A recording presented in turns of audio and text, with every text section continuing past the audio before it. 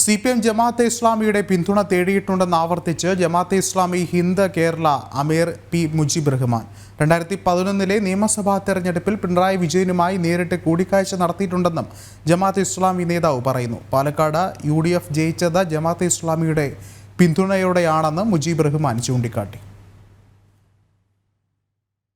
ജമാഅത്തെ ഇസ്ലാമിയുടെ പിന്തുണ ഒരു ഘട്ടത്തിൽ പോലും CPM തേടിയിട്ടില്ലെന്ന് മുഖ്യമന്ത്രി പിണറായി വിജയൻ പല വേദികളിലും ആവർത്തിച്ചിട്ടുണ്ട്. ജമാഅത്തെ ഇസ്ലാമി വർഗീയ സംഘടനയാണെന്നും ഇസ്ലാമിക രാജ്യം സൃഷ്ടിക്കലാണ് അവരുടെ ലക്ഷ്യമെന്നും മുഖ്യമന്ത്രി പറഞ്ഞത് എടവണ്ണയിൽ നടന്ന LDF സ്ഥാനാർത്ഥി സത്യൻ മുഖേരിയുടെ തെരഞ്ഞെടുപ്പ് പ്രചാരണത്തിനിടെയായിരുന്നു.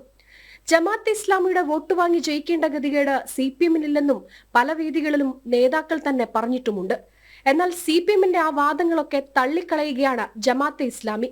2004-ലും 2006-ലും 2009-ലുമെല്ലാം CPMനെ പിന്തുണച്ചിട്ടുണ്ടെന്ന് ജമാഅത്തെ ഇസ്ലാമി തന്നെ പറയുന്നു. 2011 നിയമസഭാ തെരഞ്ഞെടുപ്പിൽ ആലപ്പുഴ ഗസ്റ്റ് ഹൌസിൽ വെച്ച് പിണറായി വിജയനുമായി നേരിട്ട് ചർച്ച നടത്തിയെന്നും ജമാഅത്തെ ഇസ്ലാമി വ്യക്തമാക്കി. അതായത് 2011 ഇലക്ഷനിൽ ആലപ്പുഴ ഗസ്റ്റ് ഹൌസിൽ വെച്ച് ശ്രീ പിണറായി വിജയനുമായിട്ട് സംസാരിച്ചിട്ടുണ്ട്, ചർച്ച ചെയ്തിട്ടുണ്ട്.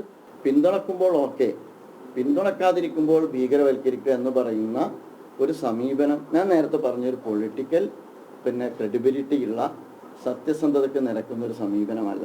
2019 രാഷ്ട്രീയ കാലാവസ്ഥയിലും CPMും ജമാഅത്തും തമ്മിലുള്ള ബന്ധങ്ങളിലും മാറ്റങ്ങൾ ഉണ്ടായി, സ്വാഭാവികമായിട്ടുണ്ടായി, കുറച്ചിലുണ്ടായി. ജമാഅത്തെ ഇസ്ലാമിയുടെ പിന്തുണയെ ഈ നിമിഷം വരെ UDF തള്ളി പറഞ്ഞിട്ടില്ല.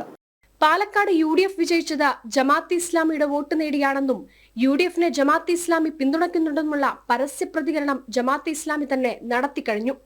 ഒരു ഘട്ടത്തിൽ പോലും ജമാഅത്തെ ഇസ്ലാമിയുടെ പിന്തുണ വേണ്ടെന്ന UDF നേതാക്കൾ പറഞ്ഞിട്ടില്ലല്ലോ എന്ന ജമാഅത്തെ ഇസ്ലാമി നേതാക്കളുടെ ചോദ്യവും ഏറെ പ്രസക്തമാണ്.